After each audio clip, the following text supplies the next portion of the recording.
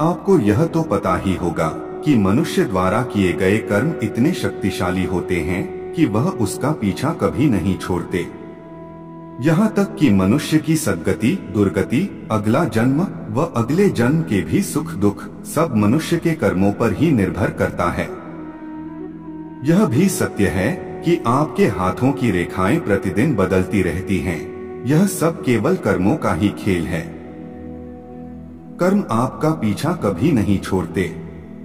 कर्मों का फल इस जन्म में या अगले जन्म में किसी न किसी रूप में जरूर मिलता है। इस वीडियो में हम आपको कर्मों की गति को उदाहरण सहित समझाने का प्रयास करेंगे। कृपया वीडियो को पूरा देखें और चैनल को सब्सक्राइब अवश्य करें। विलंब न करते हुए आरंभ करते हैं। मनुष्य द्वारा किया जाने वाला प्रत्येक कर्म क्रियारूप है। कर्म अपना फल देने के बाद ही समाप्त होते हैं। जब तक कर्म फल नहीं देते तब तक वे समाप्त भी नहीं होते। कर्मों का फल इस जन्म में या अगले जन्म में अवश्य सामने आता है। पूरे विश्व में कैसी भी परिस्थिति आ जाए या अन्य कोई व्यवस्थाएं आए, परंतु न तो एक पिता के सभी बेटे एक जैसे होते हैं, न ही एक गौ की सभी बछियां एक जैसी दूध देने वाली होती हैं, तथा न ही एक गुरु की कक्षा में पढ़ने वाले सभी विद्यार्थी एक जैसे प्रतिभावान होते हैं। व्यक्तियों को एक जैसे धन, साधन, सामर्थ्य, सुविधाएं मिलने पर भी उनका एक समान व्यक्तित्व नहीं निखर पाता। एक जैसे मकान में रहकर भी सभी एक जैसा सुख नहीं भोग पाते हैं। एक ही पद पर बैठा हुआ एक आदमी तो सम्मान प्राप्त कर लेता है, लेकिन कोई दूसरा व्यक्ति उसी पद पर बैठकर वह स्थान प्राप्त नहीं कर पाता। क्योंकि बाहर से आप कुछ भी ठीक कर लें, जो व्यवस्था परमात्मा की है, जो कर्मों का संविधान है, वह अपना कार्य अवश्य करेगा। प्रायः माता पिता बच्चों के भाग्य को ऊंचा करने का प्रयास करते हैं। वे सोचते हैं कि हमने इनका भाग्य बना दिया। भाग्य लिखने वाला मनुष्य नहीं, विधाता है। जो वह लिखते हैं वह जीवन में जरूर सामने आता है। मनुष्य किसी का भाग्य निर्माण नहीं कर सकता। मनुष्य का स्वभाव है कि वह हमेशा ही दूसरों को दोष देता है, लेकिन जो भी दुख हम भोग रहे हैं वे हमारे ही कर्मों के परिणाम हैं। कुछ कर्म ऐसे भी होते हैं जो आपके खाते में जुड़ जाते हैं। कर्मों में जो अच्छे हैं वे अच्छा फल देंगे और जो बुरे हैं वे बुरा फल देंगे। इसे हम कथा द्वारा और भी सरलता से समझने का प्रयास करेंगे। एक बार एक गांव में भगवान शिव का अति प्राचीन मंदिर था।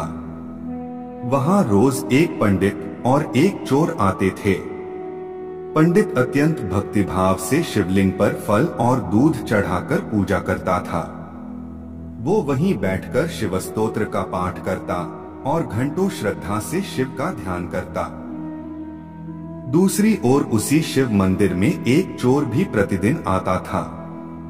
वह आते ही शिवलिंग पर डंडे मारना शुरू कर देता और अपने भाग्य को कोसता हुआ भगवान को अपशब्द कहता। अपने भाग्य का सारा दोष वह भगवान शिव पर मढ़ता और उन्हें अन्यायी व पक्षपाती ठहराता। एक दिन पंडित और चोर दोनों साथ साथ ही मंदिर में आए और अपने प्रतिदिन की प्रक्रिया दोहराने लगे।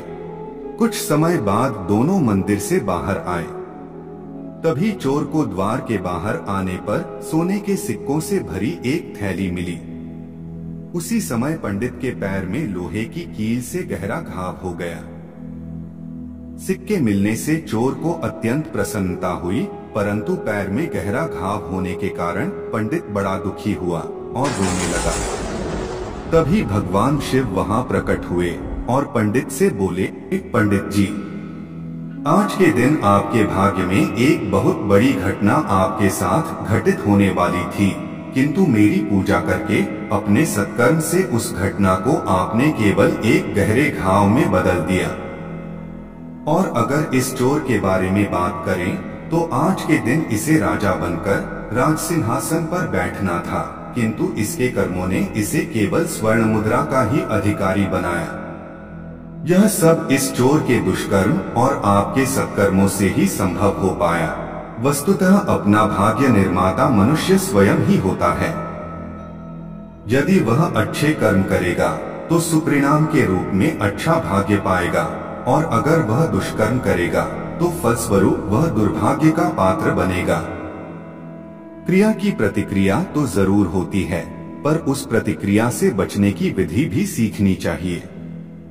जैसे डॉक्टर ने दवा दी और अगर दवाई का कोई प्रभाव नहीं हुआ तो कहा जाएगा कि डॉक्टर की दवाई बेकार है। ऐसे ही किसी व्यक्ति ने आपको गाली दी और उससे कोई फर्क नहीं पड़ा, हंसकर आगे चल गए तो उसकी गाली बेकार हो गई। ऐसी शक्ति अपने अंदर अवश्य पैदा करनी चाहिए, जिससे कोई आपको चिढ़ाना चाहे, जोश दिलाकर गिराना चाहे, निंदा करके क्रोध दिलाना चाहे।